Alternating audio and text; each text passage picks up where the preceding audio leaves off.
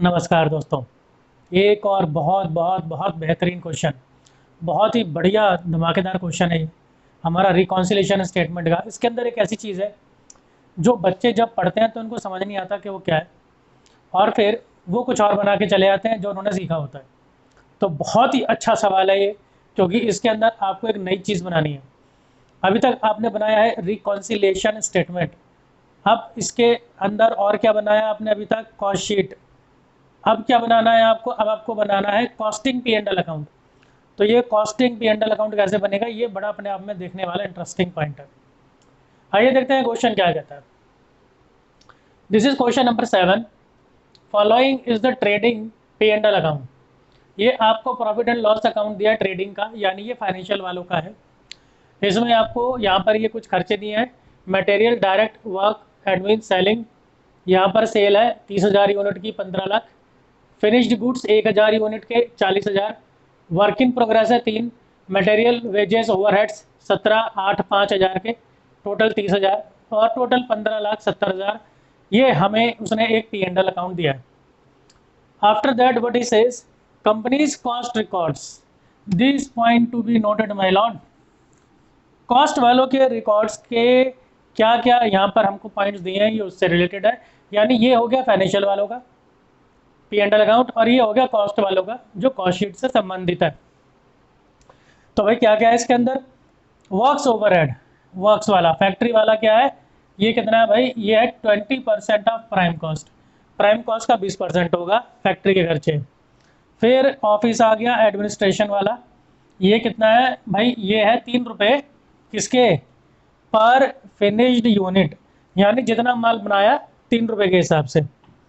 फिर है सेलिंग वाले खर्चे, और ये क्या है आपका? 4 रुपये पर यूनिट सोल्ड, यानी जितने यूनिट बेचे वो 4 रुपये के हिसाब से।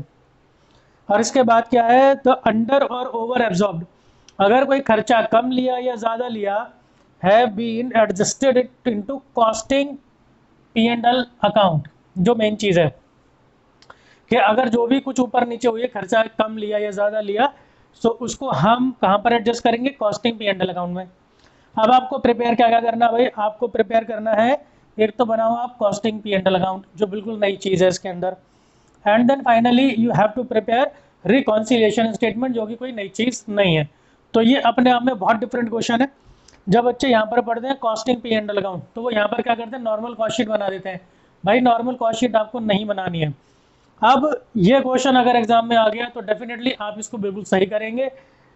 इसमें आपको करना क्या है, क्योंकि ये कॉस्टिंग वालों का पी एंड एल है, तो पी एंड एल तो बनेगा, यानी पी एंड एल वाला फॉर्मेट तो रहेगा, लेकिन उसको हम बनाएंगे कॉस्ट के हिसाब से। तो कैसे करेंगे आइए देखते हैं।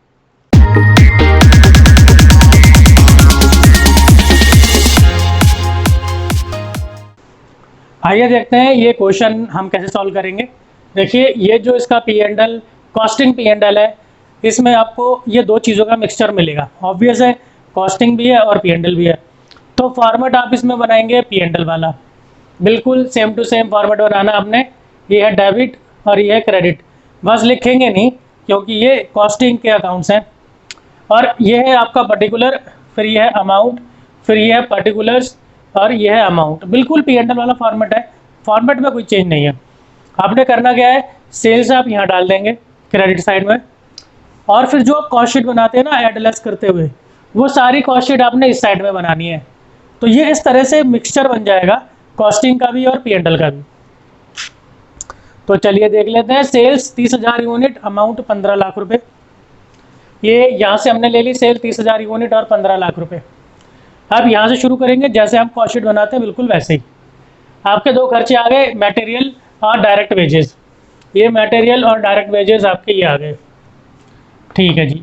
इन दोनों को जोड़ के आपकी बन जाएगी प्राइम कॉस्ट। प्राइम कॉस्ट के बाद फिर हम लेते हैं फैक्ट्री के खर्चे। फैक्ट्री के खर्चों के बारे में क्या कहा इसने? 20% ऑफ प्राइम कॉस्ट।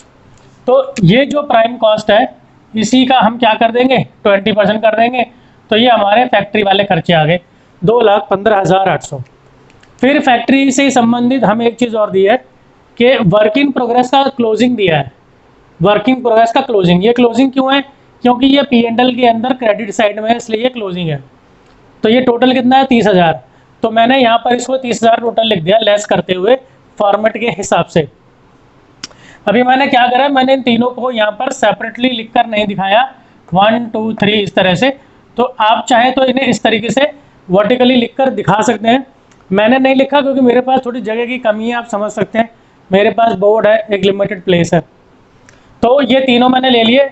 अब इस अमाउंट में से ये ऐड हो जाएगा और ये लेस हो जाएगा। जो जो रेड कलर में लेस है ना वो लेस होगा।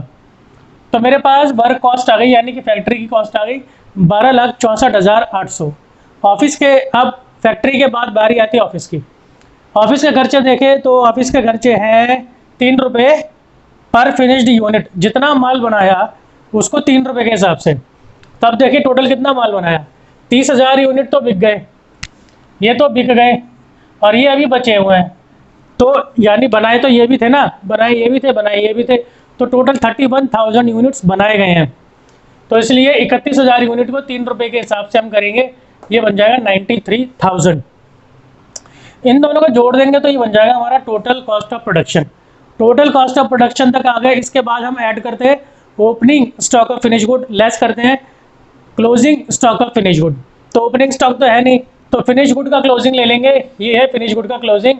लेकिन हम ये वाला अमाउंट नहीं लेंगे जो आप जानते हैं, आपने कॉस्ट शीट बना ली 50,000 बार, तो कॉस्ट शीट वाले अपना क्लोजिंग स्टॉक खुद ही कैलकुलेट करते हैं और उसका फार्मूला क्या रहता है, ऊपर टोटल कॉस्ट ऑफ प्रोडक्शन, तो ये आ गया आपका 13,57,800, नीचे टोटल यूनिट्स प्रोड्यूस्ड, जितना माल बनाया। अभी मैंने आपको बताया टोटल बनाया है 31,000, तो 31,000 नीचे यूनिट्स आ गए। अब जब ये इसे आप डिवाइड करेंगे, it will give you cost per unit, एक यूनिट की कॉस्ट कितनी है वो आ जाएगा। अब इसे आप जिससे मल्टीप्लाई करेंगे उसकी वैल्यू आ जाएगी। तो इसे हम मल्टीप्लाई करेंगे क्लोजिंग स्टॉक के यूनिट से। क्लोजिंग स्टॉक के यूनिट है 1,000 यूनिट, तो इसे हम 1000 से मल्टीप्लाई कर देंगे and it will give us 43,800। अब इस अमाउंट में से इसे माइनस कर देंगे तो हमें ये मिल जाएगा 13,14,000 और ये है हमारा cost of good sold, in short COGS. अब इसमें हम सेलिंग वाले खर्चे ऐड करेंगे। सेलिंग के लिए क्या कहता है, 4 रुपये पर यूनिट सोल्ड। जितनी यूनिट बेची है उतने यूनिट के 4 रुपये के हिसाब से। बेची कितनी है, बेची है 30,000 यूनिट, तो 30,000 यूनिट को 4 रुपये के हिसाब से कर देंगे 1,20,000। अब इन दोनों को अगर हम ऐड कर दें तो टोटल कॉस्ट ऑफ सेल बन जाएगी 14,34,000। अब आखिरी चीज़ क्या रह गई, अब यहाँ पर देखिए सेल है, सेल में से आप ये कॉस्ट ऑफ सेल माइनस कर दीजिए, तो ये जो नेट प्रॉफिट है ये हो गया आपका बैलेंसिंग फिगर। तो ये आपको प्रॉफिट मिल गया जी 66,000 रुपये का प्रॉफिट। अब आपके सामने दोनों तरह के प्रॉफिट है। जो फाइनेंशियल वाले हैं उसका प्रॉफिट है 69,000 और जो कॉस्ट वाले हैं भाई इसका प्रॉफिट है 66,000। तो दोनों के प्रॉफिट में डिफरेंस है। It means there is a need of reconciliation statement. अब हम एक के प्रॉफिट से शुरू करेंगे, एडजस्टमेंट करेंगे और दूसरे के प्रॉफिट पर एंड करेंगे। या तो फाइनेंशियल वाले से शुरू कीजिए या कॉस्ट वाले से शुरू कीजिए। I am going to start with cost accounting profit. ये जो कॉस्ट वाला है इसके प्रॉफिट से मैं शुरू करने जा रहा हूँ। तो सबसे पहले मैंने लिखा है profit as per cost accounting. Cost accounting वाले का प्रॉफिट है 66,000। अब दो तरह की आइटम आपने सिर्फ ढूंढनी है। नंबर 1, दोनों ने लिया लेकिन दोनों के अमाउंट में डिफरेंस है। नंबर 2, एक ने लिए दूसरे ने नहीं ली, या फिर इसने लिया और इसने नहीं ली, बस ऐसी आपको ढूंढनी है। तो अब देखते हैं। मटेरियल 7,08,000, मटेरियल 7,08,000 सेम है, no entry. Direct wages 3,71,000, 3,71,000 same है, नो एंट्री। वर्क ओवरहेड 2,13,000 और वर्क ओवरहेड 2,15,800, अमाउंट में डिफरेंस है। अब हमें इसकी एंट्री करनी पड़ेगी। आपको वो सिंपल वाला तरीका मैं आपको बता देता हूँ। सपोज ये है आपके कॉस्ट वाले का और ये है आपके फाइनेंशियल वाले का। अब आपने सिर्फ ये देखना है कि उसका प्रॉफिट के ऊपर क्या इम्पैक्ट है और फिर उसको हम क्या कर देंगे, उसको हम रिवर्स कर देंगे, उल्टा कर देंगे। तो देखिए जी, फाइनेंशियल वालों का वर्क ओवरहेड है 2,13,000 और इसका खर्चा है 2,15,800 वर्क ओवरहेड का। इसको कंपेयर करें तो कॉस्ट वाले ने ये खर्चा ज़्यादा लिया है, खर्चा ज़्यादा लिया है तो प्रॉफिट क्या हो जाएगा। चलिए मैं आपको पहले रूल बताता हूँ, रूल देखते हुए हम इसको करेंगे और ये आपको बहुत आसान लगेगा। चलिए ये हटा दिया मैंने। देखिए आपका कोई भी एक्सपेंस है या फिर ओपनिंग स्टॉक है, इनकी ट्रीटमेंट सेम होती है। इसी तरह से आपकी कोई भी इनकम है या फिर आपके पास क्लोजिंग स्टॉक है, इनकी कोई भी ट्रीटमेंट जो है वो सेम रहती है। तो कोई भी एक्सपेंस है, अगर ये आपने ज़्यादा लिया तो जो प्रॉफिट है वो कम हो जाएगा, और अगर ये आपने कम लिया तो जो प्रॉफिट है वो ज़्यादा हो जाएगा। यानी कि इनका प्रॉफिट के ऊपर नेगेटिव इम्पैक्ट होता है, उल्टा रिलेशन होता है। इनकम अगर आपने ज़्यादा ली तो प्रॉफिट भी ज़्यादा हो जाएगा, और अगर आपने कम ली तो प्रॉफिट भी कम हो जाएगा। या तो आप इसको समझ लीजिए तो आपको याद करने की ज़रूरत नहीं है, नहीं तो आप याद कर लीजिए। आप इसको ऐसे भी समझ सकते हैं कि जो खर्चे होते हैं और ओपनिंग स्टॉक होता है वो P&L के डेबिट में आता है, डेबिट में आता है तो ये प्रॉफिट को जो है कम करता है। इसी तरह से इनकम, जो इनकम है और क्लोजिंग स्टॉक है वो P&L के क्रेडिट साइड में आते हैं, जो भी क्रेडिट साइड में आएगा वो प्रॉफिट को बढ़ाएगा। तो ये थोड़ा सा छोटा सा बेसिक अगर क्लियर है तो आपको याद करने की कोई आवश्यकता नहीं है।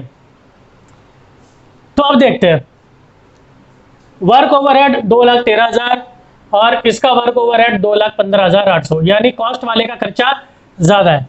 ये देखिए एक्सपेंस अगर ज़्यादा है तो प्रॉफिट क्या हो जाएगा, कम हो जाएगा। तो यानी इसका प्रॉफिट क्या हो गया, कम। कंपैरिजन में फाइनेंशियल वालों का प्रॉफिट क्या हो गया, ज़्यादा। हम काम किस पे कर रहे हैं, कॉस्ट पे। क्यों, क्योंकि हमने शुरुआत कॉस्ट के प्रॉफिट से की है, तो हम काम कर रहे हैं कॉस्ट पर। तो कॉस्ट वाले का उल्टा कर दो, यानी कि ऐड। तो इसलिए इसको मैं कर दूंगा add work overhead overcharge, overcharge यानी ज़्यादा ले लिया इन कॉस्ट अकाउंट। ये कितना आ गया, इसका डिफरेंस आएगा, इन दोनों अमाउंट्स का डिफरेंस आएगा 2800। अच्छा जी, चलिए नेक्स्ट। फैक्ट्री के बाद ऑफिस की बारी। 95,500 एडमिन 93,000। इस बार देखें तो कॉस्ट वाले का खर्चा कम है, कॉस्ट वाले का खर्चा, ये खर्चा है, कॉस्ट वाले का खर्चा देखिए, खर्चा कम प्रॉफिट ज़्यादा। इसका मतलब इसका प्रॉफिट बढ़ गया, इसका मतलब कंपैरिजन में इसका प्रॉफिट कम हो गया। काम कर रहे हैं हम कॉस्ट पर, तो हम इसको कर देंगे उल्टा। अगर हम फाइनेंशियल से शुरू करा होता तो मैं इसको ऐड कर देता, यानी फिर इसका उल्टा बनता। तो आपने हर बार जो है इसी का ही उल्टा देखना है, क्योंकि हम अभी कॉस्ट से शुरू कर रहे हैं।